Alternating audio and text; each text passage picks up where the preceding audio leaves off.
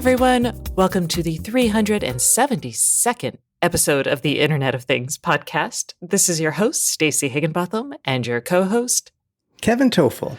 And we're a little wonky here this morning. I am traveling. I'm in Dallas for the Smart Connections Conference, and Kevin is concussed. Yeah, he's concussed, but he did this for y'all, and you'll understand why when you hear his review of the Eve Outdoor Light. So here's what you can expect from today's show, which might be a little crazier than normal. We're going to be talking about smart home adoption and practices. We're going to be talking about the news from Google's I/O as it relates to the smart home. We're also going to be talking about news from Samsung, product reviews related to Ecobee's smart thermostat. We've got a new presence sensor for HomeKit that I'm super excited about, and you'll hear why in a minute. Comcast has a new real-time location tracking system for their Machine Q LoRa network. We've got some updates on battery-powered tags that'll last a long time. We've got an update on LoRa and that aforementioned Eve outdoor camera review. Plus, we're going to hear from our guest this week, which is Stuart Lombard, who is the CEO of Ecobee and now the VP of IoT devices at Generac. He's going to be talking about some of the product decisions they made, as well as the future of energy for the smart home. And we'll hear from our sponsor, which is the Lorawan World Expo. But before we get to any of that, let's hear from another one of our sponsors. This week's sponsor is Influx Data. Time series data is the secret to success when it comes to Industry 4.0. Why is that? IoT and the industrial IoT applications depend on sensor data, and sensor data is time series data.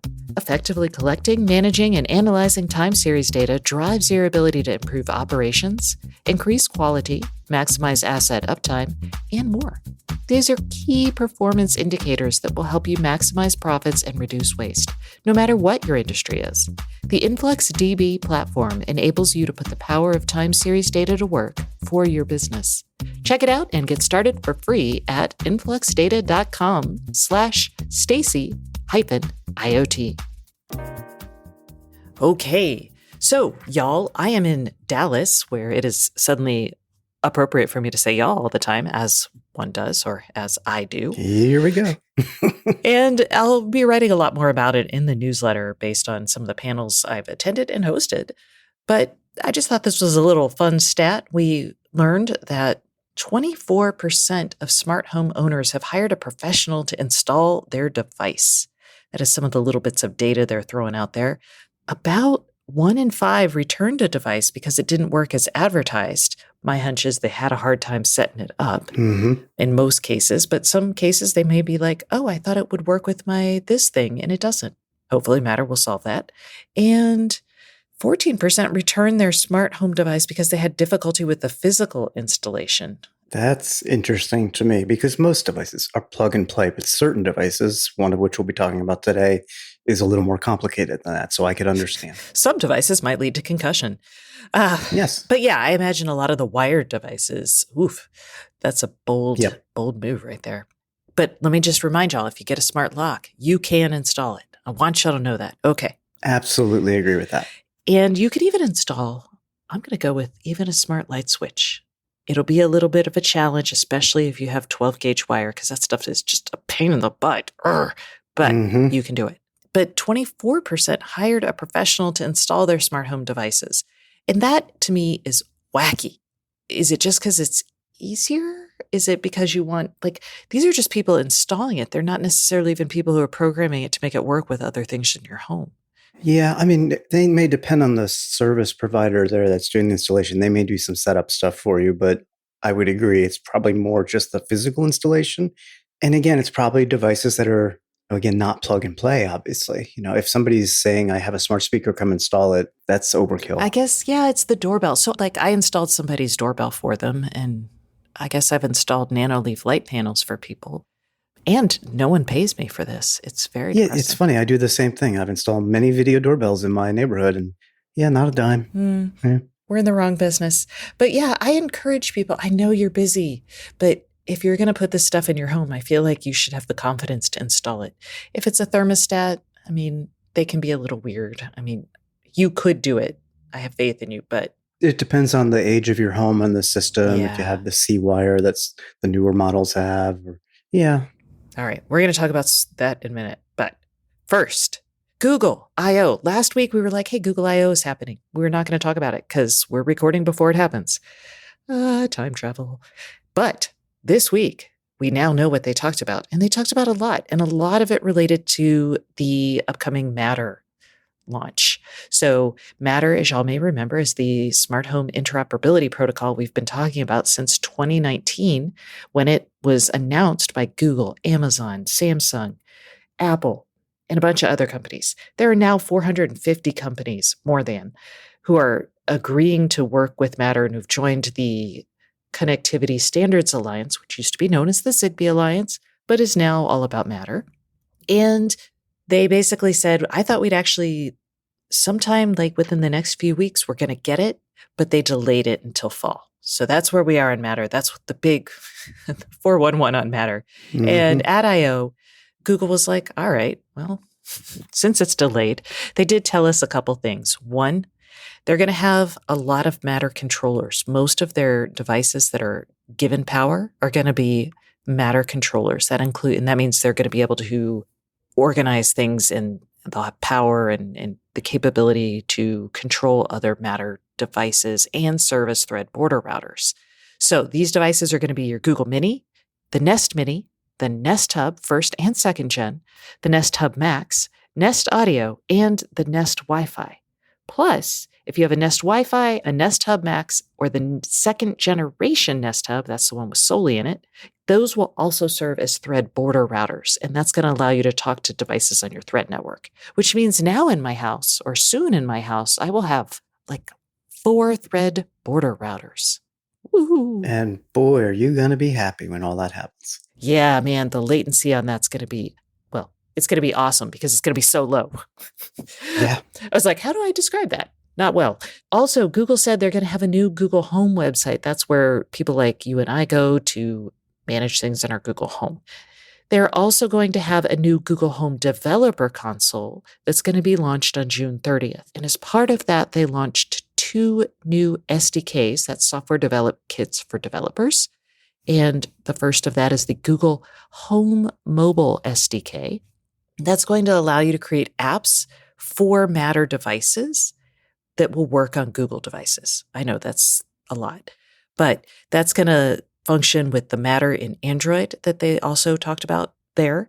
And it'll make the setup process easier and it'll make it easier to develop apps for your Matter supported devices that will be like totally able to work on Google Home. Yeah, and they're actually changing the old Works with Hey G program. They rebadged it to Works with Google Home. Yes. And if you buy a Matter certified badged device, it will work with the Works with Google Home platform and should work with all your Google stuff.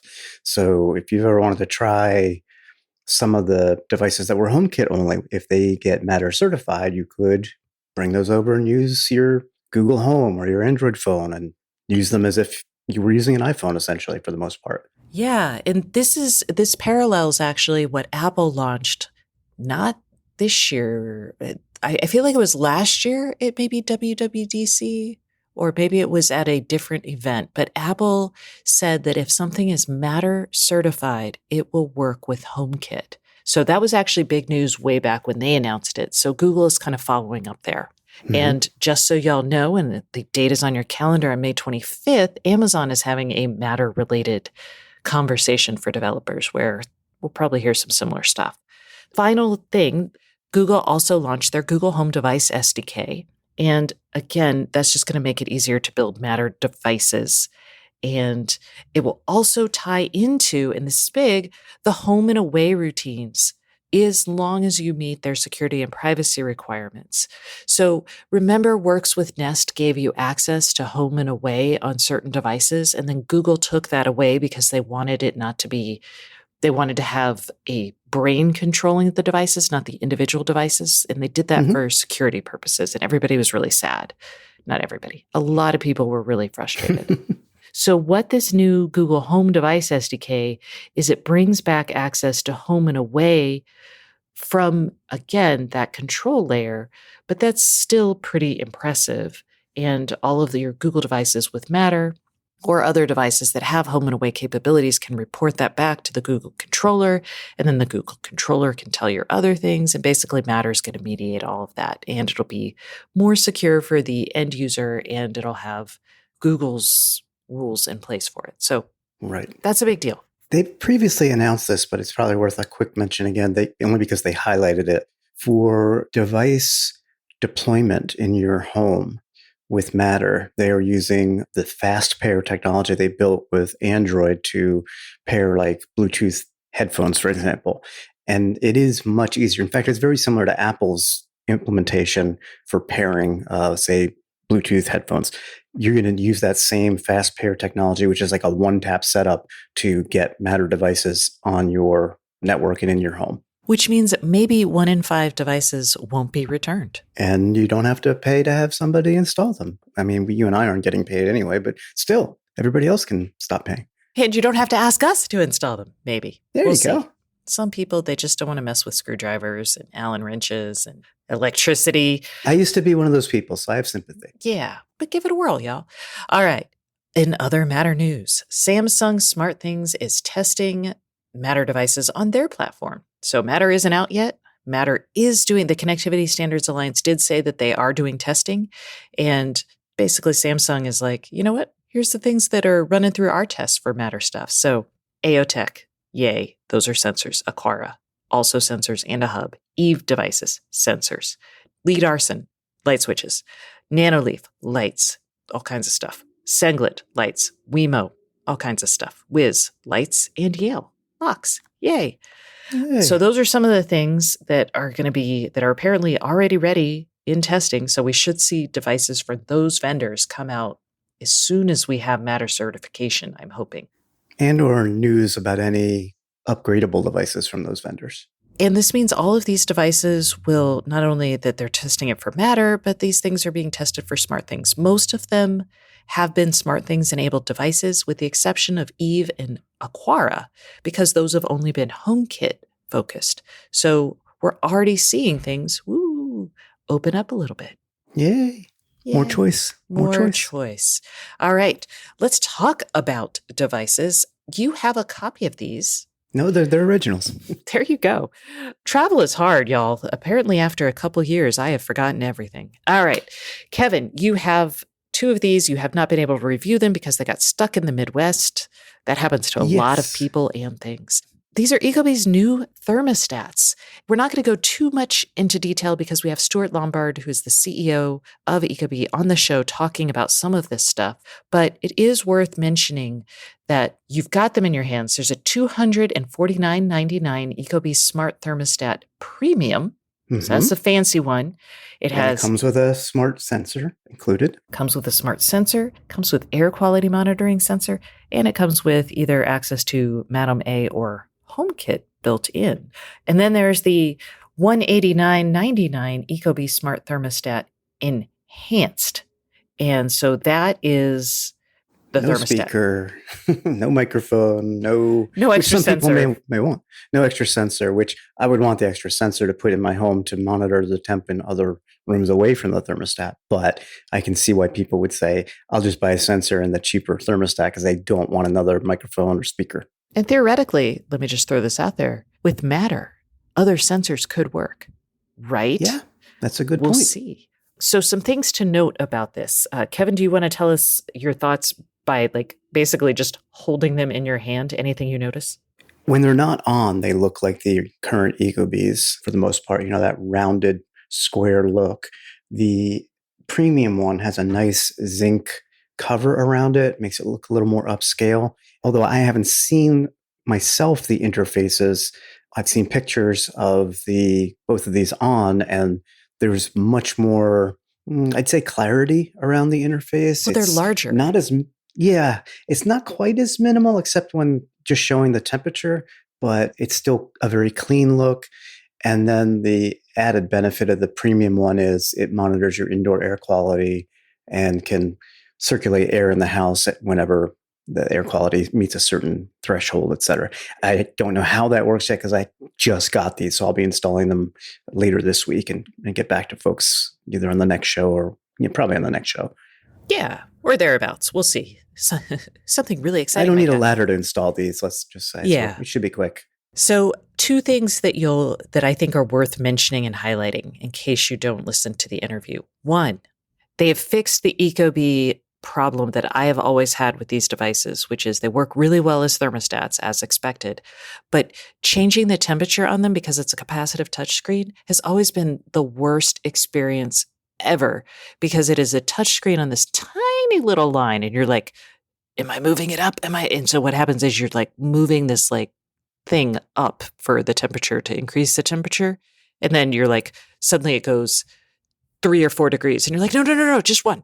And then it's fiddly. Yeah. That's the point. Yeah. It's fiddly. So they fix the fiddliness. It's larger and they're actually changing the way that happens. And then that's not actually out yet, but that's what they said they'll do. And then two, the PIR sensor that detects if you're home or away is now, are you ready for this? It's a radar sensor, y'all, because radar is just much more efficient.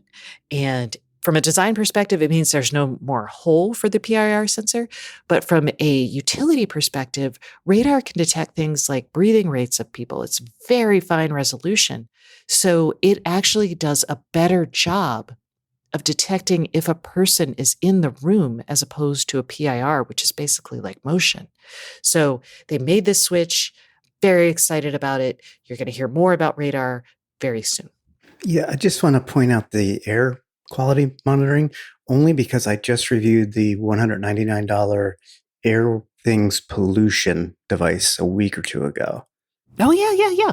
Yeah, this sensor measures VOCs, carbon dioxide levels, and relative humidity for the clean air score.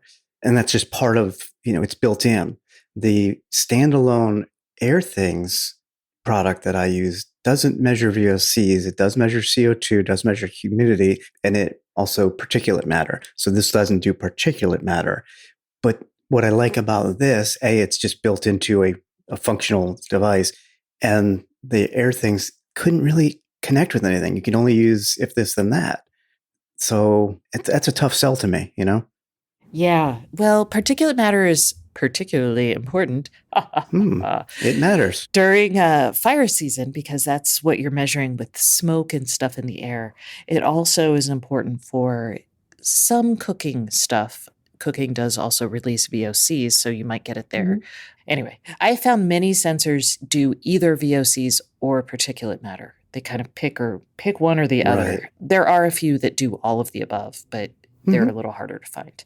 Speaking of sensors and presence detection, we are actually big fans of the promise of millimeter wave technology for presence detection. And a company that I'm not familiar with, it's called LifeSmart, has a HomeKit millimeter wave presence sensor. These you put basically you recess them in the ceiling of rooms. They're kind of small. They look like fire suppression systems, if you're familiar with those. They're round and so on. And they just use millimeter wave to determine if somebody is in a room. And then using HomeKit, because these are HomeKit compatible, you could then have actions be taken. We like millimeter wave because it's more accurate. A, it's more accurate. B, it's not saying who might be in the room. It's not taking a photo of you or anything like that. So you've got a level of privacy, but it's still very useful. This also has an ambient light sensor, so you can measure the lux, the brightness of a room from 0 being a dark room to like 65,000 lux. So you could use that as a trigger event for automations, like turn off the lights if the sun is shining now and it's bright enough that I don't need lights in this room. The big thing here, the big takeaway is the millimeter wave detection. Yes. And unfortunately, this is a device that is available. It's from LifeSmart, and we don't know how much it is. And we also don't know when it's going to be back in stock. So a little disappointing on that front, but keep an eye out. And once again, this is me touting the RF sensing horn, or tooting the RF sensing horn. There we go. Toot, toot. Toot, toot. Yay. Okay. Comcast, their Machine Q division, which is their Lorawan network offering for enterprises, they have launched a real-time tracking system for asset management. It basically will use LoRaWAN and BLE, and it's indoor asset tracking, and it will tie into actually your existing RFID-based tracking if you would like it to. This is a big deal because plenty of enterprises have a lot of stuff they want to keep track of. Some of it's like super expensive equipment, which makes sense to stick like a LoRaWAN or a BLE sensor on it, which is a little bit more expensive to track. Maybe somebody stole the mainframe. I was going to say a pneumatic drill, or a mainframe. Those aren't as portable. I know. Trust me, and I can't explain why.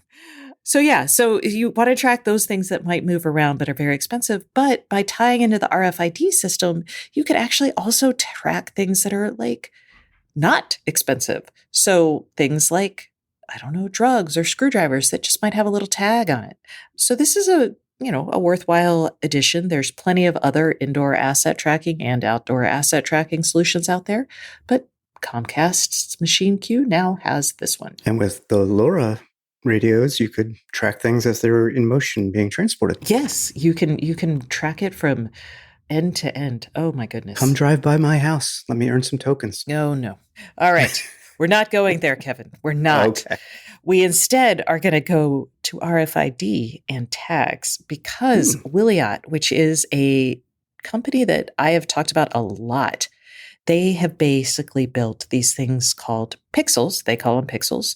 They're a radio and a tiny little computer that is, you can either power it with like a solar cell or any sort of renewable, or you could put a little battery on it and it is also grabbing renewable energy from solar or other sources and just using the battery as like a backup and storage. So Wiliot has done a partner with Avery Dennison. Avery Dennison makes labels, a lot of labels, a lot of things. And this deal I've actually hinted at in my coverage because I've talked to Wiliot for a while and they've talked about this. They have done this deal where Avery Dennison is going to manufacture the Wiliot pixel tags, and they will tie into Avery Dennison's tracking system, which is called atma.io.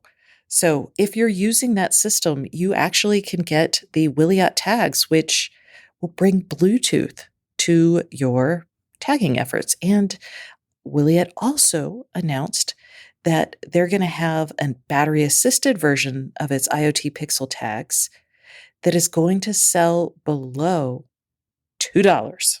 That's amazing. Their renewable tags without the battery can sell for much less. But a sub $2 Bluetooth tracking tag is pretty freaking cool. That is cheap. Yes, it is. And we love cheap for IoT because that helps us scale. And earlier we talked about LoRa. And the LoRa Alliance has now announced that they are going to support IPv6 over LoRaWAN. So some things to know. LoRa is a long-range, low-power, low-data rate network for IoT devices. LoRa is the radio, and it's manufactured by Semtech. Other people can make it if they license from Semtech. LoRaWAN is the network itself, and it's worth mentioning this because LoRaWAN devices, if it's LoRaWAN, it's going to talk to other LoRaWAN devices, but not all LoRa devices are LoRaWAN devices, which means not all LoRa devices will talk to things over a LoRaWAN network.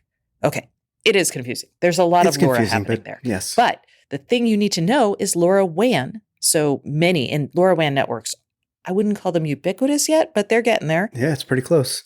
At least here in the US anyway. Yeah. They've always talked out to IP, but supporting IPv6 is a big deal because, well, actually, there's still lots of things that don't support IPv6. That is correct. But basically, we launched IPv6 years ago because we had run out of IPv4 addresses because we were adding way too many things to our networks. So having direct addressability over IPv6 is important for IoT devices because we're out of IPv4 addresses. And eventually, we're all going to go IPv6. I say, hopefully. Okay.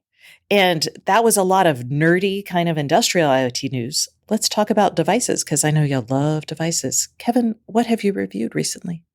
I have reviewed the Eve Outdoor Cam, which is a HomeKit webcam with a spotlight and a motion sensor. It just launched, I believe, within the past week or so. Yesterday, I believe. There you go. And it is $249.99. So it's up there in price, but you're getting a bunch of features. I want to be very clear, this is not a webcam such as a plug and play, let's power it on battery or over a USB port. This actually, you have to hardwire to your home's electrical wires. It basically replaces a fixture, or if you want to install it as a new outdoor light fixture, you can do that as well. So the installation process is a little more complicated because you're dealing with Wires and 120 volts of electricity, unless you do what you should do and shut the breaker panel off for that circuit. We won't say if I did or did not. Kevin wires hot, you guys. It's not a good plan. I did wire hot on this one, and he fine. Suffered for it. I did, and just to explain what we've alluded to, it was very windy when I was doing the installation, and I was using a fiberglass ladder to put this webcam spotlight fixture over my garage door.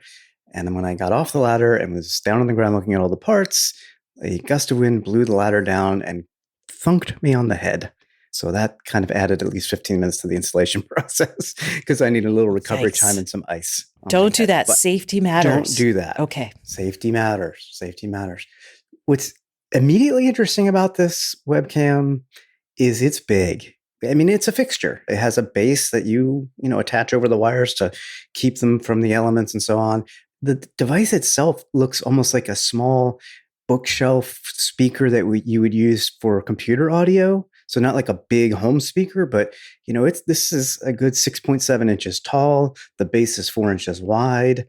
It can swivel up and down. It can swivel left and right. Although to adjust that, you do have to go up on a ladder unless you can reach where you've installed it. So you'll want to make that adjustment when you do the installation. And because I had to remove a fixture and then I had to attach wires to this and bolt it all up, it did take me a good 15 minutes. So it's not plug and play, but that's because of what it is. And it's also hefty. It weighs like 2-3 pounds. It's not a light little thing by comparison, say, to a Wyze outdoor cam, for example. I will note on the installation bit, because I have an older home, the base of this was not quite wide enough to cover the electrical box of my outdoor fixture. It's just a little too short. So long term, I would have to do something to cover that up. Could you caulk it? The outdoor weatherproofing. Or is it too big for caulking? You could probably caulk it. No, you could do it. I wish there was a bigger trim plate. If I could give feedback to Eve Home, it would be that, because some people have an older home with big electrical boxes, and it's just not gonna cut it. But other than that, there's nothing really I can complain about. I'm very impressed by the video quality. My wife was impressed by the video quality, as well as the two-way talk audio quality. It does provide 1080p video at 24 frames a second. Because it uses HomeKit, you have access to use the HomeKit Secure Video, which is a super private way to have your videos stored and recorded and so on. Apple can't look at them. Eve can't look at them. No third party can look at them. So that's a big bonus there. I will say I was surprised that Eve chose just a 2.4 gigahertz Wi-Fi radio for the connectivity. And I was kind of like poo-pooing the device when I saw that. But honestly, it didn't really impact the usage. The quality was excellent. The connection time was like practically zero latency, which is far better than a lot of other webcams I've tested. Going back to the Wyze, only because I've been using a Wyze outdoor camera for the past almost year now. That can take 3, 4, 5 seconds before it pops up video on your phone, your tablet, your smart display. This is near instant. And I found that with most of them. You know what? Kit. I just realized why they might have chosen 2.4. So it's cheaper to do 2.4 than a 2.4 and 5G radio, or 5 gigahertz radio, rather. But 5 gigahertz is terrible at going through walls. And if you're doing it outdoors, you've got brick, you've got insulation, you've got a lot. So unless you're like sitting on the other side of that wall for your notifications, it makes sense. So the long range capability might be they were like, if we can shave off a little on our bill of materials. Yeah. I'm just throwing that out there as a possibility. No, that's a fair point. It's a fair point. And I originally had this as a con, but honestly, again, it did not impact the usage of the product. So I can't complain about it, right? In my case, I do have a mesh network. If I just had a single router in my home, I would certainly appreciate the 2.4 for sure, because I needed those wireless video signals to get through walls and such to that router, wherever it is. With mesh, though, I have access points in multiple places, so there's less walls to get through. But still, I can't complain because, again, the functionality was not impacted. So the big thing here is you've got this motion sensor, and you can set up motion detection zones, which I did because you've got a very wide field of view. It's 157 degrees. The picture quality is very crisp, very clear through all 157 degrees. It looks really, really good. There is an infrared sensor for night vision, so you don't get color night vision, but it's still really crisp and clear, the quality of that video. Oh, yeah. It looks amazing. The motion sensor can actually be used, at least in HomeKit, independently. Like you can bundle these up as one device in HomeKit, or you can have the motion sensor be showing up in your home as a separate device and use that for trigger events to do automations and such, which is kind of handy. I kind of like that. And by default, the spotlight will go on when motion is detected. You can change that. You can manually turn on the spotlight, turn it off. It's super bright, high visibility LEDs, white LEDs. I found it to be super bright. So everything worked really, really well. And I keep mentioning HomeKit because Eve Home has traditionally made HomeKit only smart home products. So if you're HomeKit, this is certainly worth a look. But I also mention it because Matter will actually expand the Eve product usage to other smart home platforms. Now, But not cameras. I was just going to say, so not the webcam, but you would still have access to that motion sensor. And certainly you could trigger that light if you want to turn the spotlight on manually and so on. So it may not be the best solution for you, but I mention it because it is a potential solution for you if you're not a HomeKit user. So overall, I can't really complain, other than having a ladder hit me in the head, and that's not Eve's fault. True. That is poor safety practices. Yeah. That's okay. We'll talk about workers' comp later. And that concludes the news segment. But now it is time for the Internet of Things podcast hotline, the portion of the show where we hear from you and hopefully we'll answer your questions. You can give us a call at 512-623-7424. If you do that, you'll be entered to win this month's prize, which is an Ember coffee mug. And you're like, what, Stacy? But this thing is awesome. It was the best present I ever gave my mother. It keeps your coffee hot and it's smart. So if you want to win one of those, you can keep it for yourself. Give it as a gift. Give us a call, 512-623-7424. And this week's question comes to us from Canada. Dun, dun, dun, dun. Let's hear it. Hi, Kevin and Stacy. It's Steve calling from Canada. We are in the process of transitioning our home from being an Alexa smart home to a HomeKit smart home. I'm sure Kevin will relate. And one of the things we just did was change the MyQ Chamberlain garage door opener from being one that was working with Alexa to putting the HomeKit bridge in. So now it's bridged to HomeKit. Unfortunately, this means Alexa no longer sees it. And I had a routine set up that whenever the garage door would open, it would also open the lock inside the garage. So now that doesn't work anymore because the garage lock only works with Alexa. And I know what you're thinking. We'll just replace the lock with one that works with HomeKit, except it is a fingerprint reader lock, which is very liked by other people in the house. And so I cannot just replace it. So either A, I need a fingerprint reader lock that works with HomeKit, or ideally I need a way of getting the MyQ home bridge to talk to the Alexa lock. So if there's, any way of sorting out either of those things, that would be greatly appreciated. Thanks very much. Huge fan of the show. All right, bye. So we don't know what garage door opener that Steve bought. And don't take this the wrong way, Steve, but I think you bought the wrong one. Rude. I'm sorry. I say that because I bought the Miros smart garage door opener. And I bought the HomeKit version. They also sell it in a non-HomeKit version. It's $30 to $40, no matter, depending on which version you buy. And it actually can work with Madam A, which would alleviate, if you buy this one, it would alleviate the challenge of finding a fingerprint lock for garage that works with Madam A. So I would say if you can take back the one you bought, I'm assuming it's not the Meros one. If it is, you can actually connect it to Madam A. But I would take it back and get that one, because then you wouldn't have to replace your lock. Because when it comes to replacing the lock, we came up empty on fingerprint sensor locks that work with HomeKit. There are some keypad options. There are touch capacitive options, such as the level lock touch, but that requires you have your phone in your pocket or nearby to touch and unlock, because it uses the phone for authentication, not a fingerprint sensor. So I would change out the garage door opener and save some money. Yeah, that I think is your best option there. So, Steve, hopefully this helps, and feel free to call back and let us know what you did. And that concludes this segment of the show. Remember, if you want to give us a call and be entered to win, you can reach us at 512-623-7424. And now, prepare yourselves, because we are going to talk to Stuart Lombard, the CEO of Ecobee, about the new thermostats, the new sensors in the thermostats, and the future of energy in the smart home.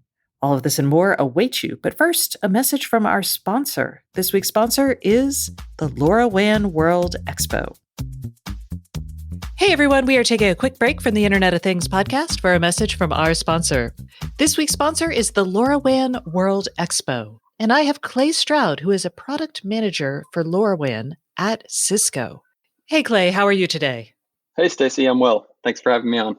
Excellent. So why don't you tell us a little bit about the Lorawan World Expo? So the Lorawan World Expo is set to be the largest Lorawan event ever, and it will be held in person this year at the Palais des Congrès in Paris on July 6th and 7th. This year, the theme of the expo is Discover the Power of Lorawan, which is focused on utilizing the technology to increase global sustainability, safety, and efficiencies for the planet and its businesses and citizens. Excellent. So why are you excited about Lorawan? Well, I think first and foremost at Cisco, we see a huge opportunity in the IoT space to connect currently unconnected objects and assets. And then Lorawan, as a leading low power wide area networking technology, is kind of uniquely positioned to connect millions or even billions of devices as it optimizes for battery life, range, capacity, and cost of deployment. So why are you excited to participate in the expo?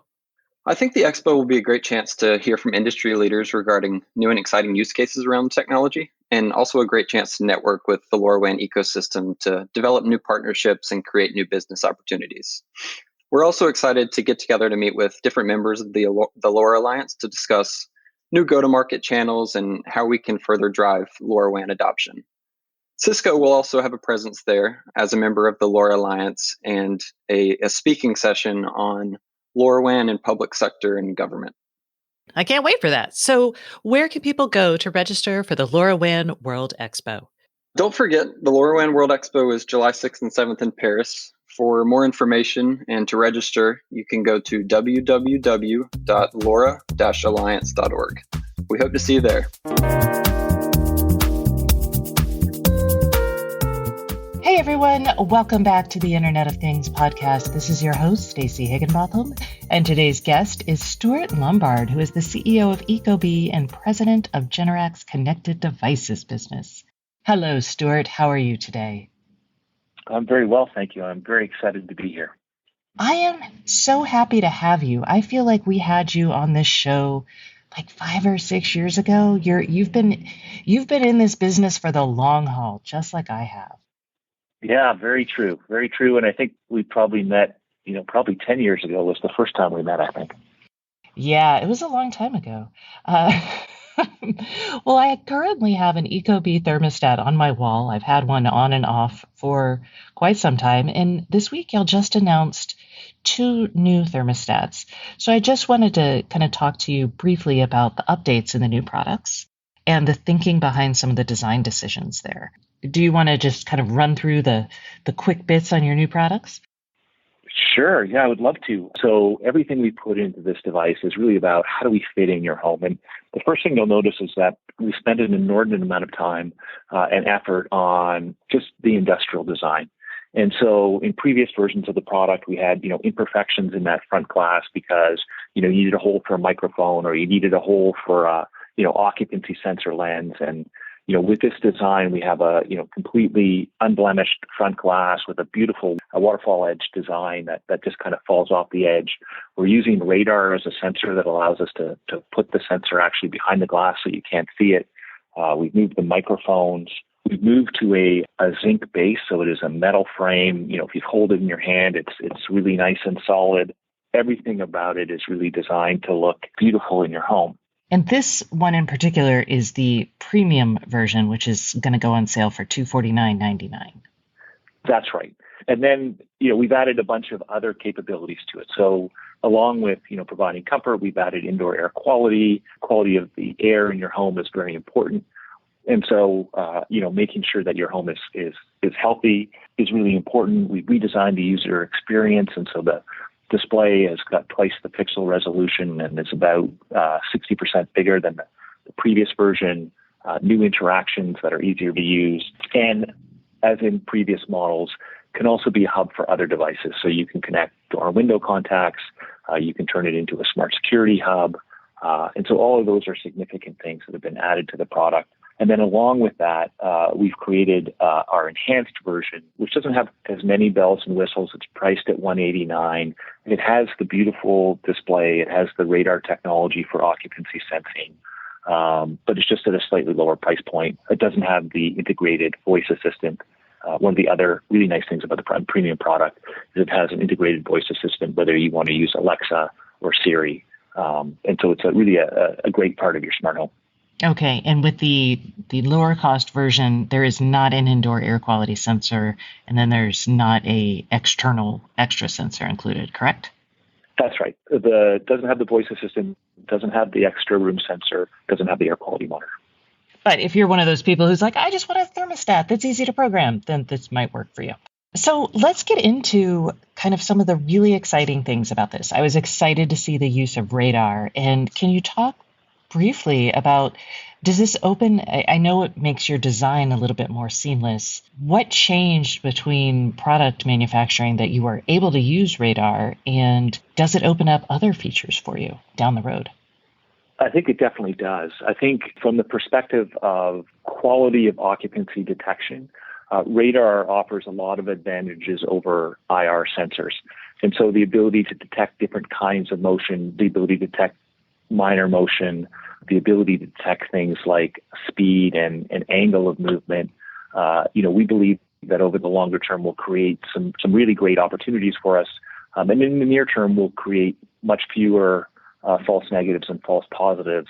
And so just creating significantly better performance. And I think, when you think about, the old IR sensors, you used to have challenges if people sat still for too long, or if car lights, for example, came across the sensor, they might be interpreted as people. And all of those should go away with this new sensor, which should be significantly more accurate. That's true, because radar, I don't know how finely tuned, how fine the resolution on your radar is, but it can detect things like people's breathing, which is great if you're sitting motionless in a chair and you don't want to, wave your hands in the air like you just don't care. That's right. You see those people in conference rooms, exactly. So it solves those kinds of problems, which is great. And it's a technology that we've been looking at for a long time, but has really made some significant progress in terms of cost and performance in the last 5 years. And that's why we thought it was suitable to put into this product. I love it. And now let's get into air quality, because that is the new hotness.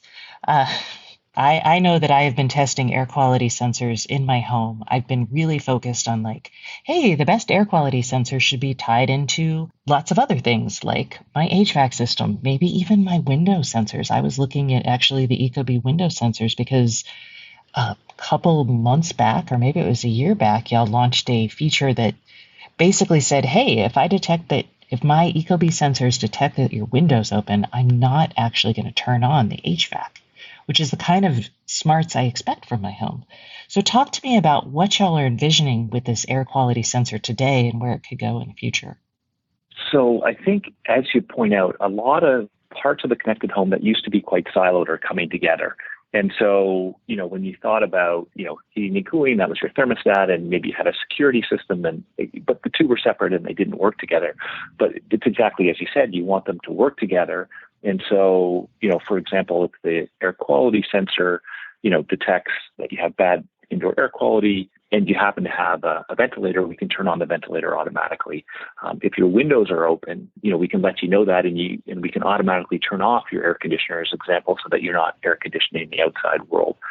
More and more, we're thinking about how can we deliver these automated experiences to move from, a command and control world where, everything you had to do yourself, or you had to program through a service like this, and that. Can we create these sensors that understand what's happening in your home?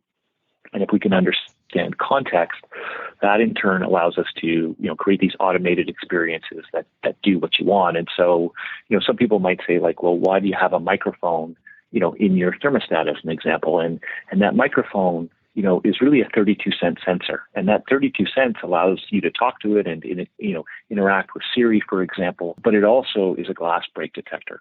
It also can listen for your smoke detector. And so now we can start doing these more complicated interactions as we have more sensors and better context around what's happening in your home. So this brings up kind of a business model question. And I know that Ecobee launched their Haven security products and service. So with all of these features and additions, is it enough to offer just a series of products, or do you need to have a service associated with it? I think more and more you're going to see companies and consumers moving to service models. Certainly, I think to deliver a service, you need that ongoing subscription service to frankly pay for it. But what you're seeing is these services are significantly more cost effective than the services that came before. So if you took an Ecobee, security service at $5 a month, for example, or our $10 a month service level, which includes professional monitoring, that's significantly less than a service that would be, let's say, $47 a month from ADT or Vivint or someone like that. And so the cost point on these services has dropped dramatically. Consumers still get the value, they still get the insurance rebates, but they're doing it at a much lower cost.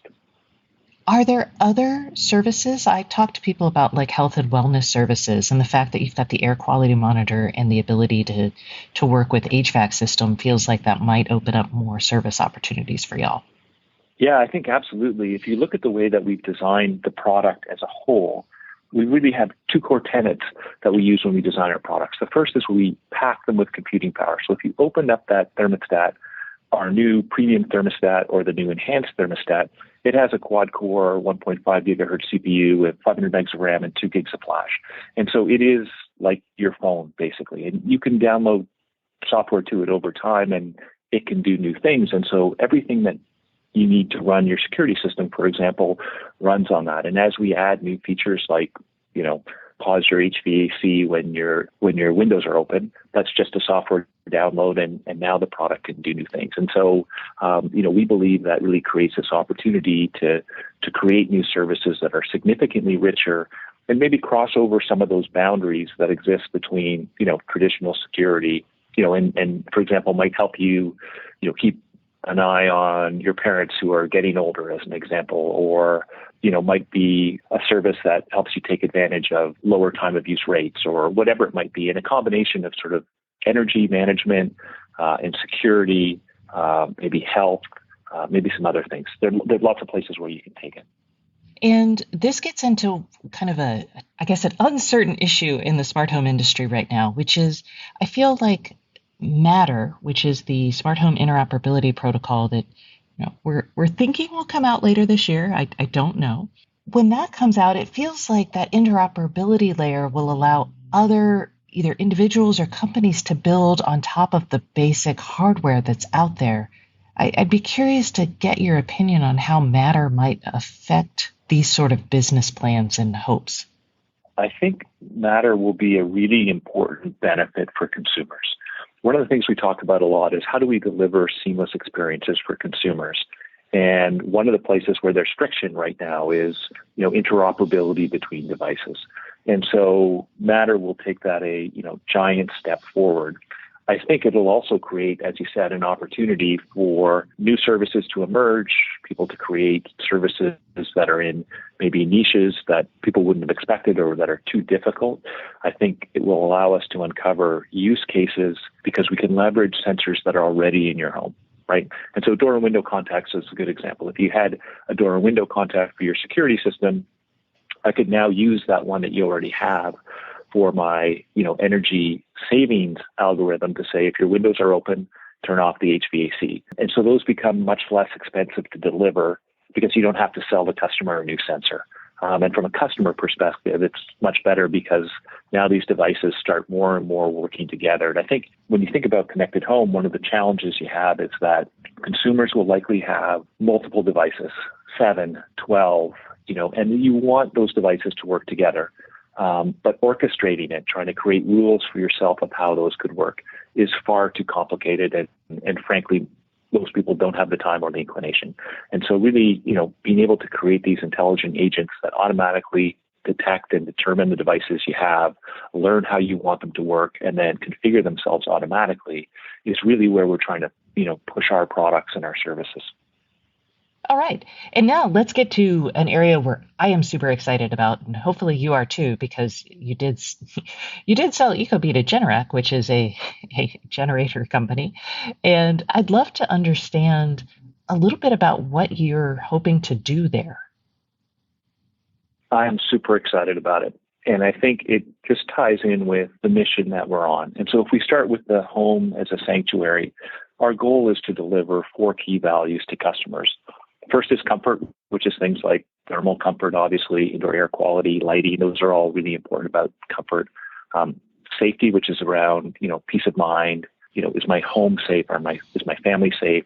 Did my kids get home from school? Are they doing their homework? Those types of things. Resiliency, how does my home react to weather events? And obviously, Generac with backup generation has a huge part to play there. And then efficiency. And Generac also has a huge place to play there because they have a whole lineup of home battery storage products and solar inverters. And so when we thought about our roadmap and, how do we achieve the net zero future that I think we all want to achieve, it will come through a combination of 2 things. It will come through a combination of very low cost renewable generation, things like wind and solar.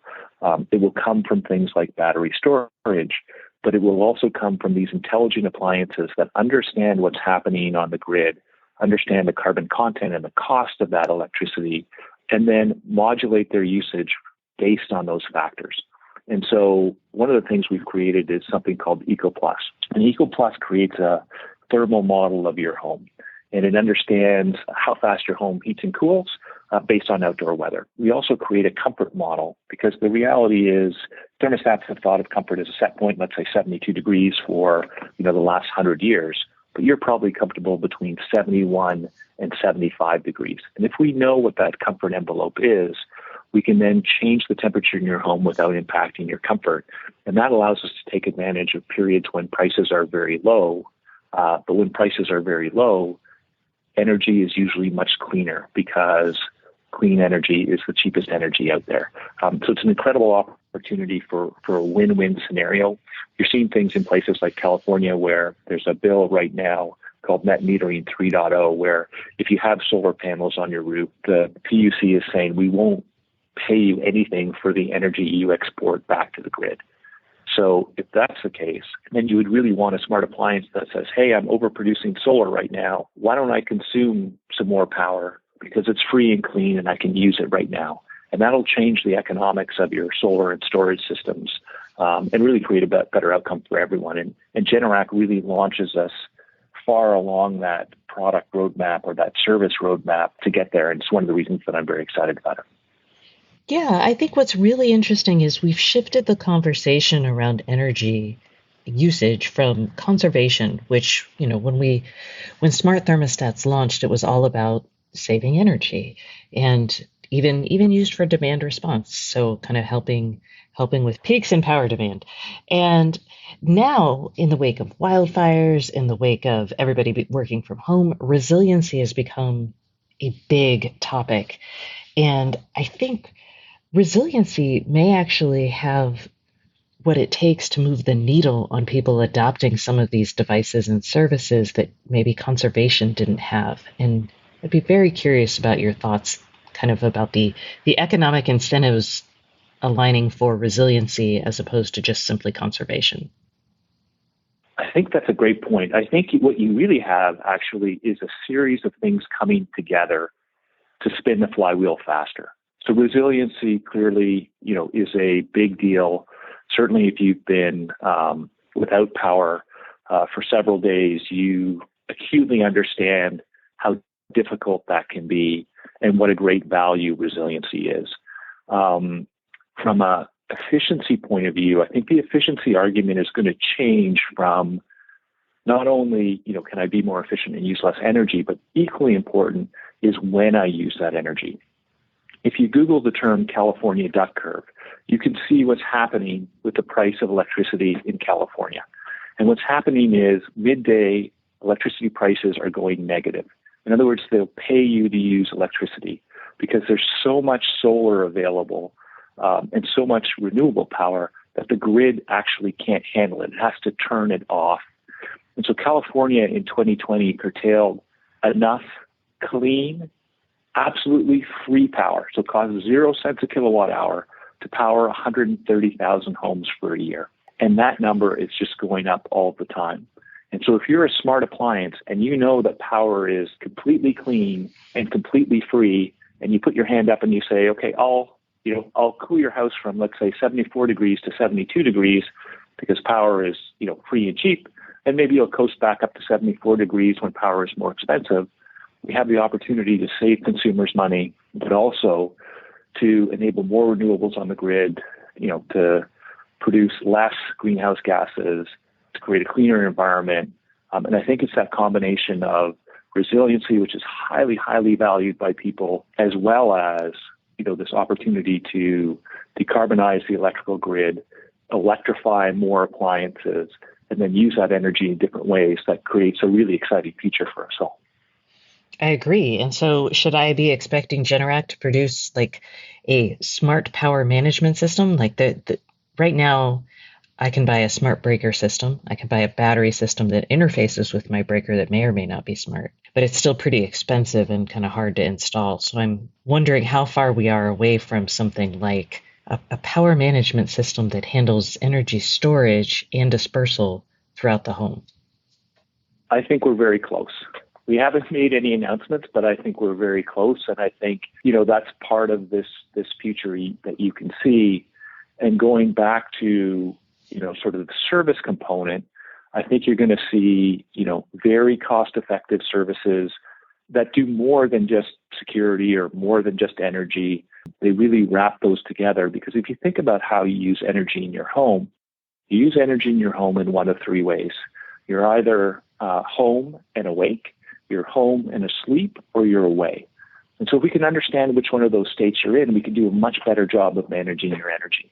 And understanding that context of what's happening in your home improves the way that we manage energy for you. But that allows us to create, as you said before, all these additional services that fit around it, that all work together to make your home into that sanctuary or oasis that we talked about at the beginning. Excellent. All right. Well, Stuart, thank you so much for coming on the show today. Thank you very much for having me. It's always great to be here. And that concludes this week's episode of the Internet of Things podcast. Please join us next Thursday and don't forget to subscribe. And if you can't get enough IoT news, I would love for you to sign up at www.stacyoniot.com for our weekly IoT newsletter, where we explain all kinds of things that we don't even get to on the show. Once again, thank you for listening and please subscribe.